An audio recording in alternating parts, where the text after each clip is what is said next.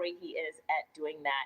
We mentioned he is the author of From Trash Man to Cash Man, and his latest book, Boss Moves, is absolutely amazing. Make sure you grab a copy of that. He's live on YouTube, does so many things. We love him, and I'd like to bring him to the stage. If you're ready for him, the one, the only, Myron Golden. Yay! These are some of my amazing coaches. How are you doing, Myron? I am utterly fantastic. You got all these excited entrepreneurs here. Oh, yay! Just shake something loose for them, you know what I'm saying? Absolutely, Myron. Thank you. Thank you. So, We appreciate you guys so much. Proud of you and the work that you're doing. And you and Neil and all your team over there, you guys are just crushing it. Like thank you. Go ahead with your bad self. Thank you. And so I was telling everybody that we've known each other for 18 years, and neither one of us look old enough to know anybody for 18 years, right? I love that. You are so right. I love that, and I love how you have been telling me to go all in on YouTube. We have lots of people watching YouTube right now, YouTube Live, and you're the one who's been pushing me for a long time, ever since you did your second YouTube Live. Do you remember that? You called me and you're like, sis. Oh, I remember. Yeah, you need to do this. You need to go. It took me a while, but I'm doing it. Don't miss this train. So thank you for that. I just wanted to say thank you for that. I have some questions for you. You ready to jump in? I have some answers. I love that. And if I don't know the answer, I'll call somebody who does. Let's go. Okay. So my first question is about becoming the best at what you do. So you know, I know that you talk about this a lot, and you've mastered sales, you've mastered business strategy, you've built this incredible empire, and you're coaching people. So here's what I want to know. How do you become the best at what you do? Like, what's the actual process that people need to walk through? Because I think that people hear success stories, but they miss the mechanics of the mastery. Walk us through your philosophy on this. Yeah, I think first and foremost, we have to actually recognize that whether we realize it or not, we are in a category of one. And what I mean by that, being in a category of one, is I don't have any competition. If somebody thinks they're my competition, they are the ones that are delusional, because the only person who's ever existed in the history of the world who can accomplish what I was put here to do is me. And so I don't really have any competition. You can, like, anybody here can become a category of one if you'll stop looking around and comparing yourselves with other people, because those other people can't do what you can do, and then you can't do what they do. It doesn't matter. It's so fascinating to me that most people, we've been programmed by the cultural hypnotic societal mechanism not to find value in our own autonomy, in our own identity. And so we look at what somebody else has, and we say, well, man, if I have what they have, that'd really be valuable. If I had what they had, it'd really be valuable. But the reality is, the gifts, the inventory of gifts that you already have is enough and too much for you to sit around thinking that, oh, you need something somebody else has. My wife can sing better than me. My nephew can sing better than me. But I'm not competing with them because I wasn't put here to be a singer. I mean, I'm a pretty good singer. Just not because of my wife and my nephew. And so, but my point is, like, I'm not competing. And if you will trust the identity and the creativity that God placed inside of you, you don't have to feel like you're competing with somebody else for attention in the marketplace, for viability. I'm not competing with Alicia. I'm not competing with Neil. I'm not competing with Tony Robbins or Russell Brunson or any of those people. Like, I can celebrate everybody who's winning while they're winning, because I'm not competing with any of them. Like, they're not taking something from me by them winning. I tell you what, you do better for me and I'll do better for you. How about that? Instead of I'll do better than you and you do better than me. That's nothingness. And so I think first and foremost, just trusting that who you are is enough, regardless of whether or not people attempted to get you to buy into your identity. And then instead of buying into your identity, all the things, all the people, all your life told you are not, buy into your identity, which is who the I am that I am told you that you are. And then be that in category one. And then then what you do is is it okay if I get up and write on my digital blackboard, Alicia? Is that okay if I do that just really quickly to show people the formula? Let's go. Yes. Okay. So the wealth formula. Oh, that's still from Bible study this morning. Okay. So the wealth formula is MS times SS times SS, plus TS equals assets. Now, why is that important? Because income follows assets. So if you don't have enough income, it's because you don't have enough assets. And so what is MS times SS plus TS equals assets? And income follows assets. Mindset times skill set plus tool set equals assets. And now, because of AI, we all have access to this incredible tool set, the likes of which we've never had before, so that it gives us this crazy, amazing leverage to even take more advantage of our mindset and enhance our skill set so that we can create assets even faster. So we have some assets that income can follow. Now, the reason I'm able to make millions of dollars and have millions of dollars is because I've created millions of dollars worth of assets. And I can go into a lot more detail about that in a little bit, but AI is a tool. AI is not going to replace you.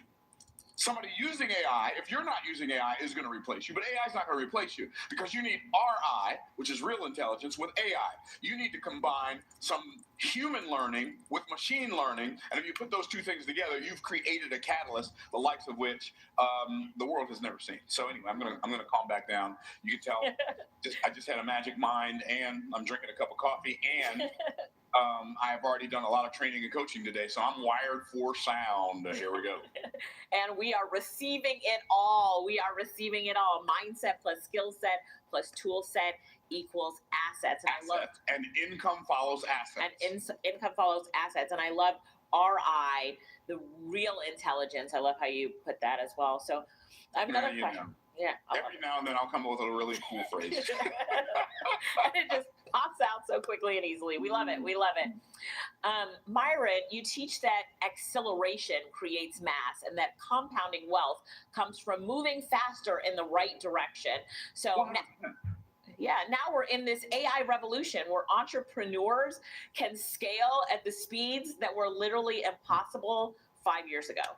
So talk to us a little bit about moving with artificial intelligence and that moving faster in the right direction. What do you think? Well, first and foremost, let's talk about the wealth has a need for speed.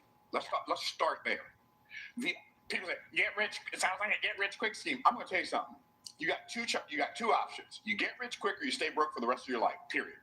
Wealth, by its very nature, denotes speed. So I'm going to ask you all a question. It's kind of a trick question, but not really.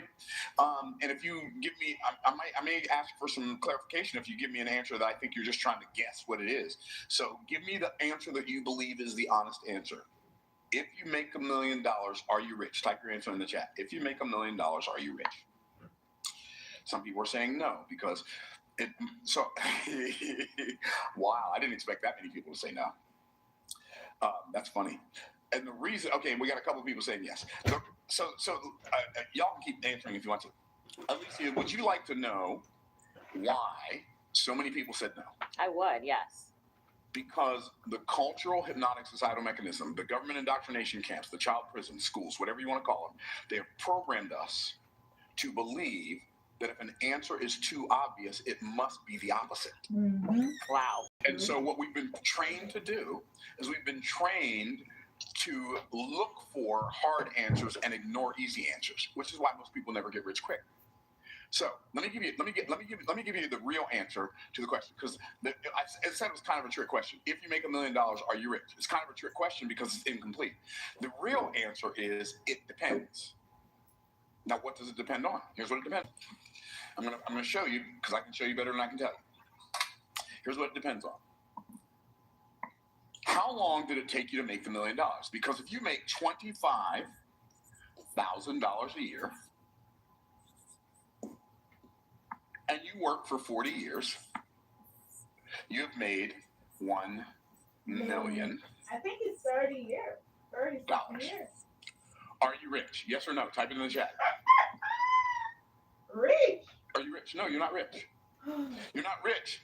You made $1 million, but you're not rich. Okay, watch this. Let's say instead of 40 years, let's say you make that $1 million in 1 year. Not in America. Now are you rich? Now you're rich. Come on, now talk to me, my people. Because they both made the same amount of money, but one made it 40 times faster. Let's say you make $1 million in 1 month. Not in America.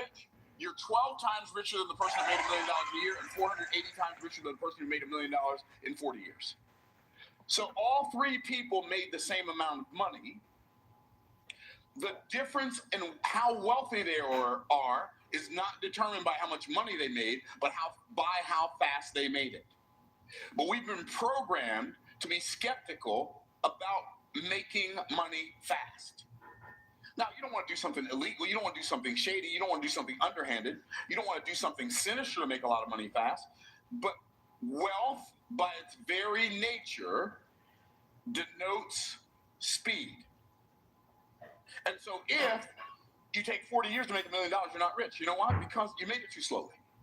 You make $1 million a year, you're rich. You may not be mega Bill Gates wealthy. You're not even Alicia Little, Myron Golden, or Nehemiah Davis wealthy, but you're rich. $1 million a year. And if you ain't rich in $1 million a year, you need to go sell some of that junk you bought. Okay, so y'all are tracking. And so what has to happen is we have to learn how to make money faster. There has never been a tool. There's never been a tool that has had the ability to help regular, ordinary, average, everyday folk like us, generate massive wealth in a very short period of time, anywhere near at the rate of speed that AI has the ability to do it. So did that answer that question, Alicia? Yes, it did. Thank you so much. And just look at the chat. People are so excited about that. They said, speak the truth. And so let's talk about now that we can build at record speeds. And, you and I have both been in this entrepreneurship and, been working at being business owners for such a long time that we've seen the times when we had to build a website and it took days to build one. Now we can build. My first website took me a month, Alicia. It took me a month. Mine was green. What's that? Mine was green, and Lorette went to college to learn how to build websites. She took an IT class, and the first one she built was ugly and it was green, and it took her forever to build. And now anyone can go to Lovable and with 2 sentences build an amazing website. I showed mind-blowing. Yeah, I showed everybody how the last time that I was in your studio where you are right now, and you mentioned something, I got the idea, I built a website right there, right on the spot while I was in your studio from just the idea that you gave everybody. So thank you so much. I don't even remember what the idea is. Maybe you can text me. I'll build one too when I get done. 40 years you to make $1 said, million. What does your audience want that you're not giving them? It was so simple. And I was like, my audience wants me to create a website that has all the tools on it so that when I recommend AI tools, that it's all right there. So I just have to send them one place. Everything in place. And so while you were talking, I was building the website and I was like, done. Right? Done. Something that I would have to have had a developer create, all this kind of stuff. Everything used to be so hard, Alicia. Everything was hard. Now everything's so easy. It's like, this almost feels like we're living in the Twilight Zone or something. So I didn't know how to build a website. So I went to my brother and I said, dude, it's like technology, I know marketing, we can partner together, we can make all this money and using the internet. And he had been building websites for people, for businesses, and he would charge them $500, and then they never had all the information that he needed, and then they always wanted to call him in the middle of the night and make changes, just all kinds of weird stuff. So he was not feeling any kind of good vibe about building websites at all, right? I'm like, dude, I'm telling you, we can get rich. I get this thing if I just knew how to technology. And he's got so irritated with me asking him, he said to me, look, man, you want to learn how to build a website, do what I did. Go to the church library, get Professor Teach's Microsoft front page, take it out, and then go watch the videos and learn how to build a website yourself. I'm like, wait, we got videos in the church library about building a website? What are we talking about right now, right? And so I went the next day, got those videos. It literally took me 30 days, watch the video, pause the video, go do what it said. And back then you had to, go to your index.html file. I didn't even, they talked about it like you were automatically supposed to know what that stuff meant, right? You got to go to the root directory and what are we talking and now you just, and it's done. So here's what's crazy. Here's what's crazy, Alicia. There's never been a time in human history where it's been easier to create wealth than right now. Right.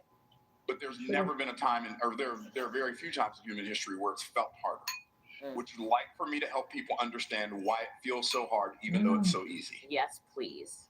Okay, here's why.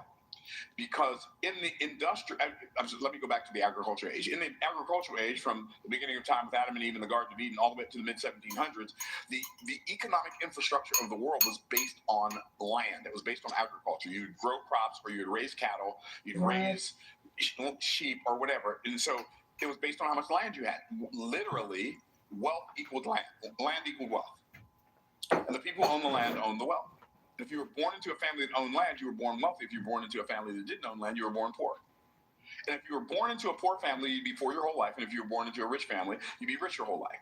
But the rich people didn't want to farm the land, so what they would do is they would farm out the land. They would let some poor peasants live on their property, and the peasants would farm the land. They would give the peasants enough food to live, to be strong enough to farm the land again another year, and they would take all the wealth. That's, by the way, and the people who owned the land were known as the lords and ladies, and the peasants were the people who lived on the land. By the way, that's where the term landlord comes from. Okay. But wait, there's more. Somebody said, you know what? It's taken us a long time to dig these holes in the ground. We need to build a machine for this. And so in the industrial age, which was what replaced the agricultural age, starting in the mid 1700s and went to all the way up to the 1950s, in the industrial age, people who owned the machines owned the wealth.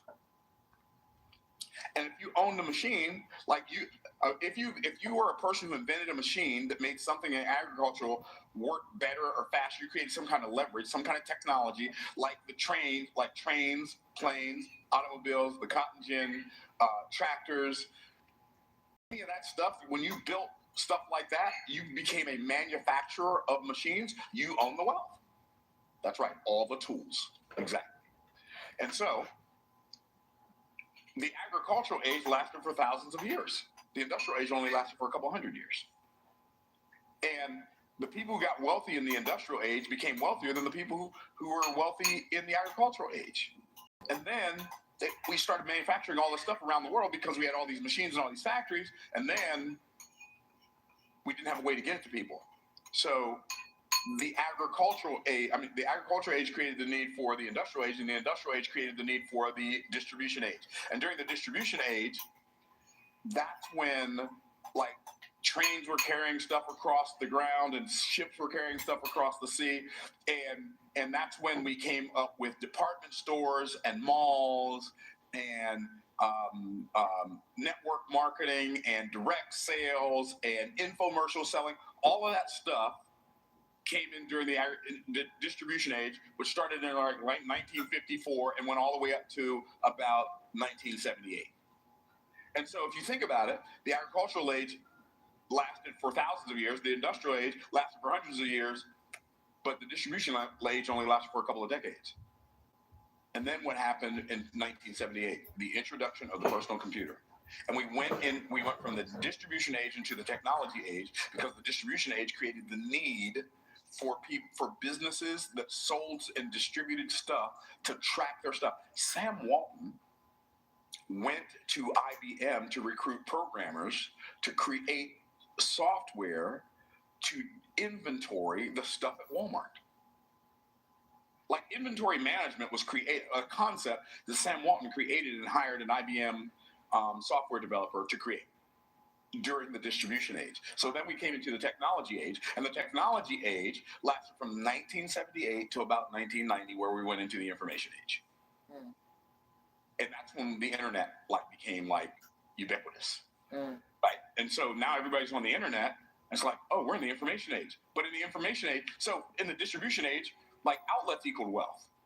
In the industrial age, machines equaled wealth. In the agricultural age, land equaled wealth. But in the technology age, techno-how equaled wealth. Now we're in the information age. You can't own information. Who owns the fact that the sky's blue? Melissa, can you pull it up in here? I am about to melt. Okay, so in the information age, who owns the information? The sky's blue, the grass is green, the water's wet. Nobody. And nobody owns it.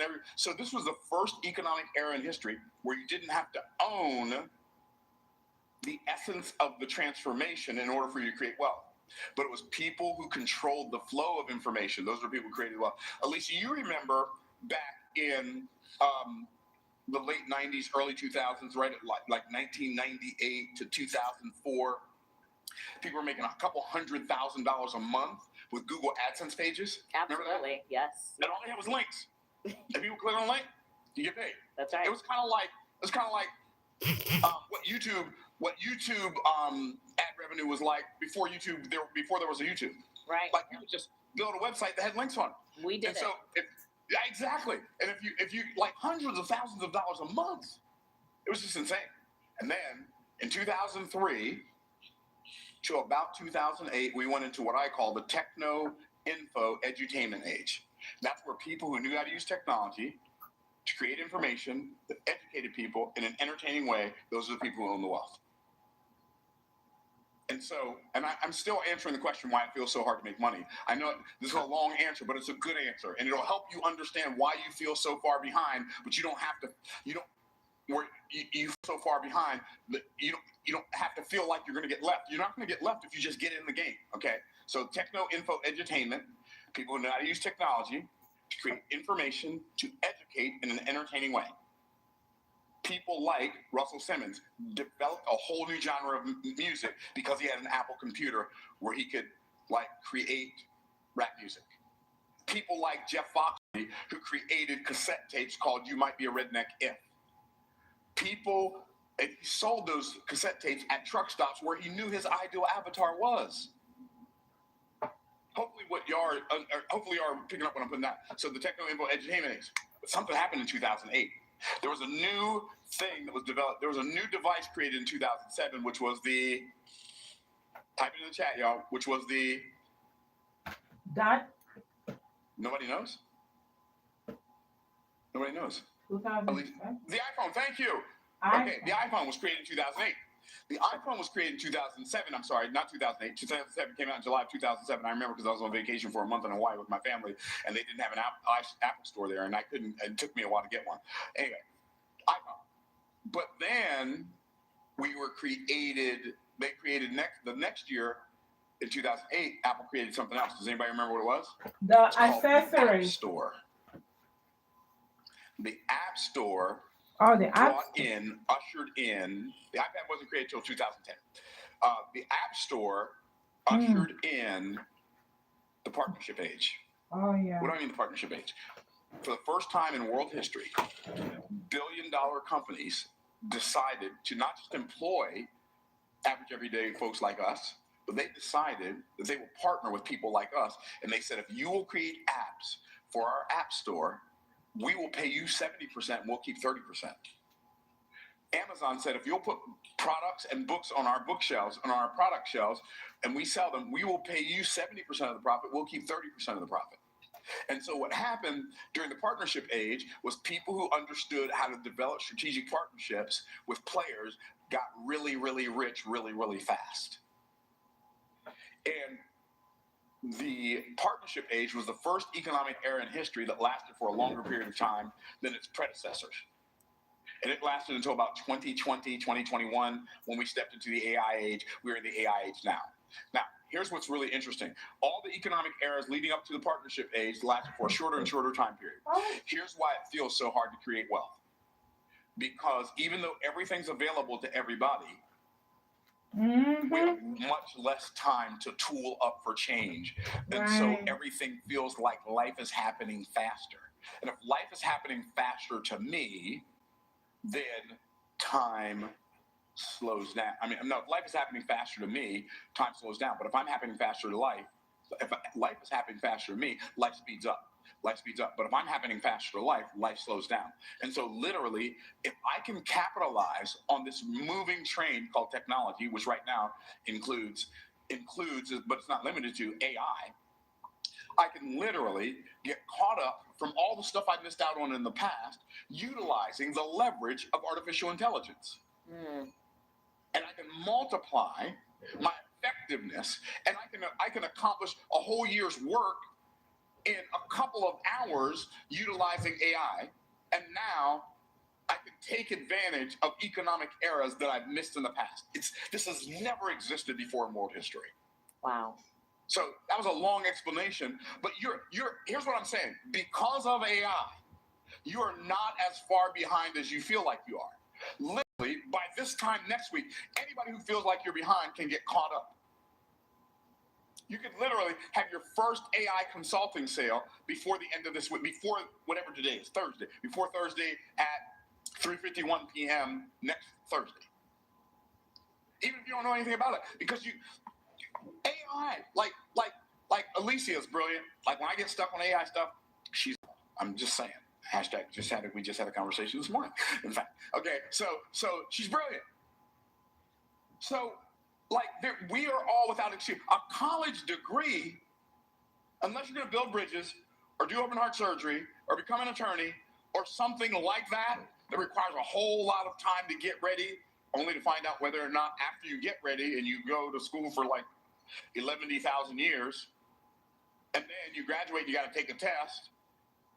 And then after you take the test, you pass the bar, you pass the medical exam. Now you're a physician, only to find out that you don't even like it. The beautiful thing about playing in the AI swimming pool, you can like test one thing, and if you don't like it, go do the next thing. So Alicia, there's never been a time in human history where it's ever been easier to create wealth than it is right now, even though it doesn't feel like it. Agree.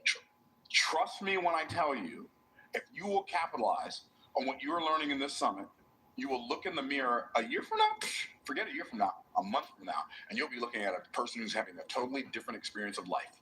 Anyway, I love that. That's my story. I'm sticking with it. I love it. I love it. Let's continue this conversation because I love your make more offers philosophy and the challenge that you do. Yeah. Yeah. And so now with artificial intelligence, we can go from idea to execution, from idea to offer at the speed of AI. So what separates now? What separates now the $1 million offers from the ones that get ignored? What should we be paying attention to now that we can create at the speed of AI?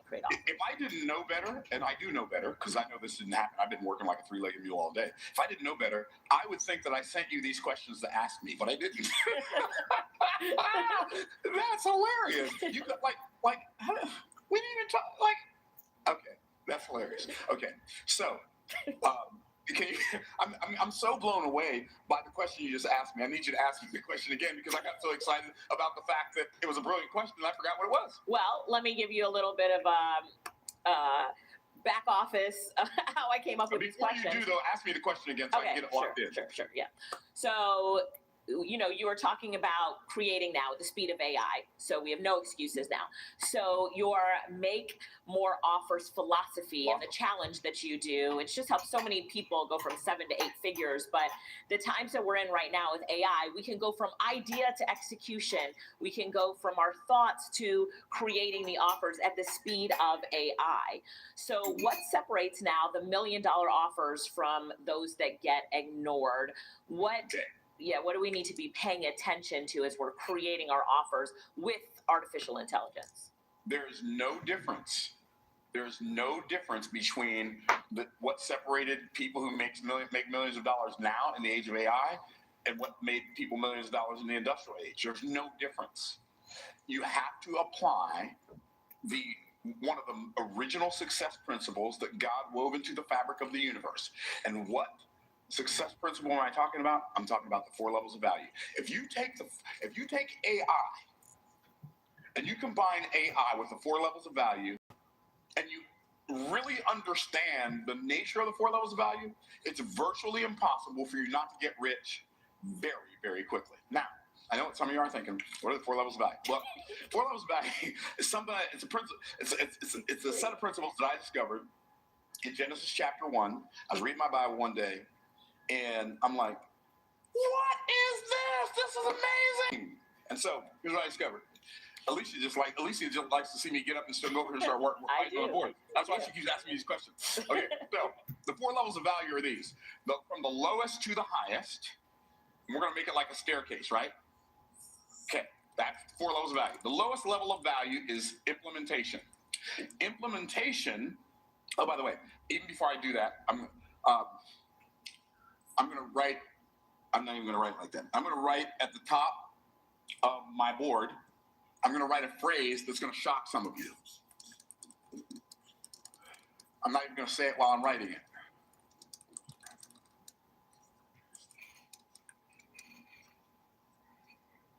Wow. Okay, that is the premise of the 4 levels of value. Wow. Wealth is a spiritual result. Yep. Okay. That I agree with. I don't care about money. I'm not that materialistic. Well, if you say that, you're confused. Yep. Because wealth is not a materialistic outcome. It's a very spiritual outcome. And I'm going to prove it to you. I'm not just going to say it. I'm going to say it first, then I'm going to make you what is he talking about? I'm going to make your brain hurt, and then I'm going to come back and tell you why. Okay? So what is spiritual outcome? So some people's brain is hurting right now. The lowest level of value. If you work on the implementation level of a thing, your income is going to be somewhere between minimum wage and on the low end, and on the high end, it might be $80,000 a year. If you're working on my Mercedes or my Rolls Royce or something, you might make $80,000 a year as a mechanic, right?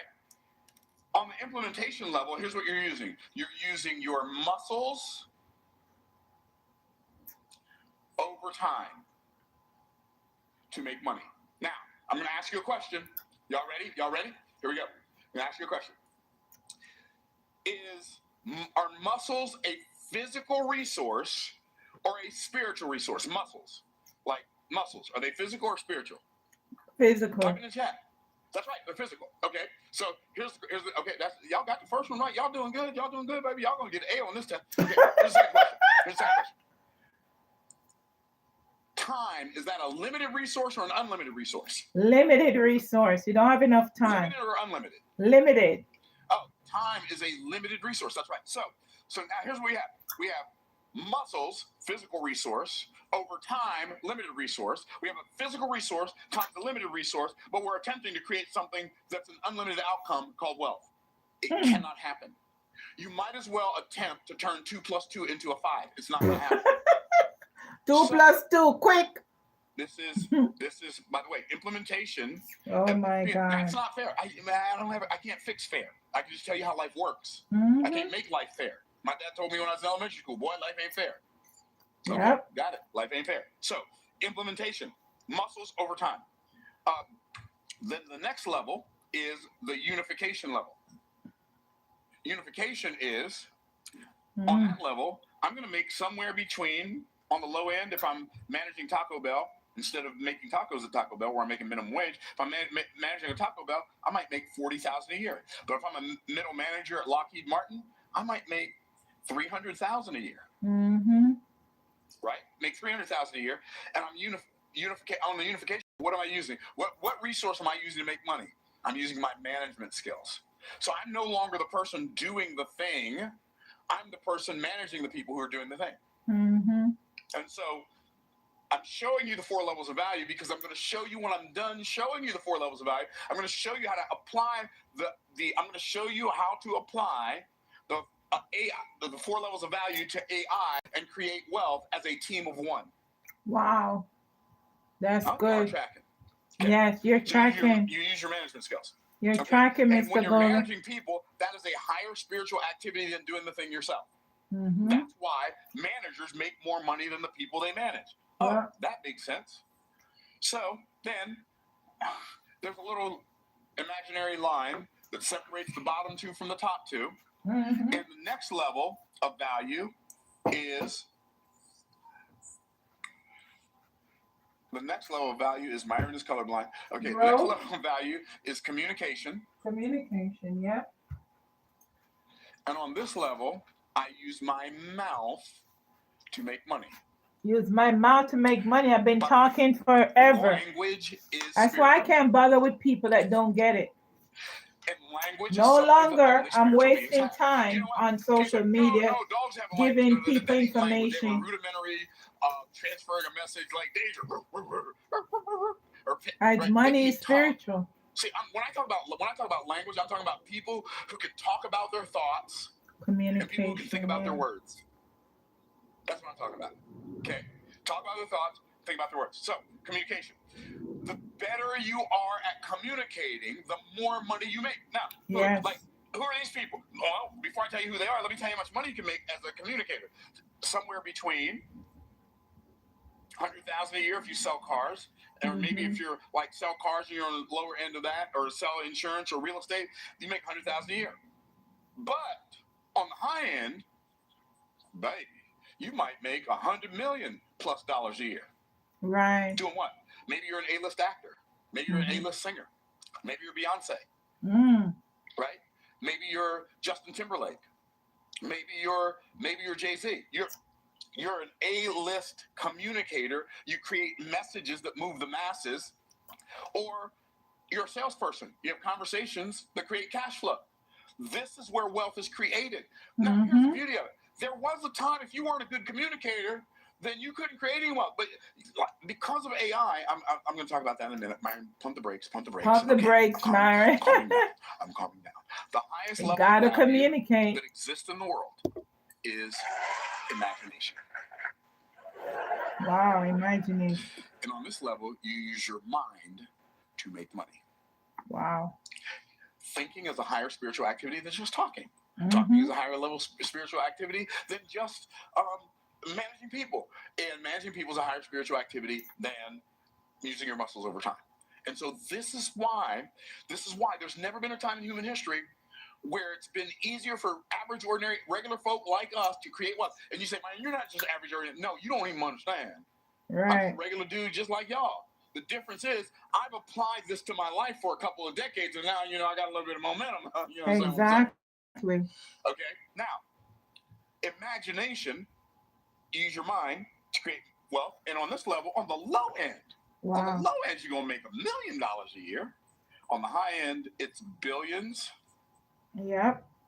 And trillions and now. trillions. It's just crazy. Like some people can't even imagine making and now $5. We never had trillionaires before. Just because of that, that ought to tell you that anybody who tells you that there's an economic pie and the more one person gets, the less other people can have, they're delusional. There's more wealth available. Like, I believe in the principle of infinite abundance. What is that? There's more than enough for everybody to have more than enough, and there'll still be more than enough left over. So now, here's what's never existed before. This has never existed before. I can come up with an idea, like Alicia just talked about. I can come up with an idea, and I can type in some words into a computer, and I can have AI do the implementation. What? Yep. I don't know what AI tool to use. So I ask an AI tool, what are the best tools for me to use to create this outcome? And now it tells me, and so now AI is doing my implementation and my unification for me in my business. Hopefully this is making sense. And then, I don't know how to sell. Great. What I do is I tell AI what my offer is, and I say, create me a presentation that will be compelling without it being beggy, without me having to convince somebody, but it just shows people the value of what I have to offer, and so I can memorize the script and have conversations with people. So now AI does the implementation, it does the unification, it coaches me on the communication. And then, but I don't know what to sell. Great. Brainstorm with AI, and it'll help you with your imagination. What? There's never been a time in human history when it's been easier for people to create wealth than it is right now, period. We talking about another level of wealth, y'all. Okay, so I'll tell you, like, for years, we've averaged business revenue $30,000 to $32,000 a day, 365 days a year. Okay, cool. That's cool. I mean, it ain't Bill Gates rich, but it's better than Sharp Stick and I. Something. Okay, I made millions of dollars. Okay, I'm not flexing. I'm just pre-framing what I'm about to say. Okay, I don't need to work anymore ever. I'm 64. I'll be 65 in May. I don't need to work. I don't need to sell anything. I don't need to create any videos. I don't need any ad revenue from YouTube. I don't need to work anymore. Never ever. What's today? 15th a month? Just the money my money has made me so far this month is like $46,000 so far. My money has made me this. I don't have to work for. I don't need to work for money. Okay. Like, God, a lot of money there's working no car for I want you, to buy. Myron. There's no house I want to buy. I live in a house that I'll probably live in until I die. I'm driving cars that I absolutely love. They're fun to drive. I even have a 1968 Pontiac GTO convertible that is too legit to quit. Okay, so love my cars. Like, I I don't need any. Like, there's nothing. Oh man, I hope I make some money so I can buy it. None of that. None of that. Why am I telling you that? Because this year there is a triple threat that I am going to apply in the marketplace that's going to make so much more money than anything I've ever even contemplated in the past. And I'm not even going to tell you what the triple threat is. I'm just going to tell you the primary threat of the triple threat. I'll even tell you the secondary threat since you asked me. I'm not going to tell you. I'm not going to tell you the third one. AI Business Summit. Myron Golden if you apply these two, presenting. it'll rock your world for the rest of your Let's natural life. You ready? go. Here it is. AI and content. AI and content. Myron, I don't know what content to create. Great. Partner with AI. Brainstorm with AI and let it tell you what content to create. AI And with then content. AI create the to content. create Myron, content. I don't know what to create content about. Ask AI. It'll tell you. Exactly. And I am telling you, you are without it. I mean, you can have an excuse if that's what you like. If all you want to do is get sympathy from people who are willing to give it, more power to you, baby. But I'm here to tell you right now, you are without excuse. If you don't You're do out this, of excuse. That's right. maybe we should just come get your family right now and take them to safety. See, I don't like. I'm 64. I don't need the money. I don't need the work. But I love what, like, retire. People are, you retire when you turn 65. Why would I retire? I love what I'm doing. Why would well, I'm going to stop doing this and start doing something else that I might not like? Or yeah, better yet, stop doing this and start doing nothing. Like, how is that an objective? Whoever came up with the stupid idea of retirement anyway? Anyway, I don't have time to go. Retire. You know why people want to retire? Because they built a life that they hate based on something that somebody else told them to do. I love my life. I love waking up in the morning when I get done sleeping, which is usually about 5 o'clock, but I decided that. Nobody decided that for me. I love playing golf only on the days that end in Y. Like, it's cold here in Tampa, but guess what? I got a golf simulator in my house. I can go home and play Pebble Beach. I can go home and play Bay Hill. It doesn't matter. Why? Because why would I retire from a life that I love to go do something that I might hate? I like y'all. Alicia is my friend. She's my little sister. I'm like, why would I rather be, oh, I know what I want to do. I just want to go and do nothing. That's not an objective. That's just waiting to die. I have no desire to do that. Yes. Anyway, so I'm going to calm down. See, Alicia, you got me all worked up. We love it. Notice how I'm blaming it on you. I'll take it. Okay.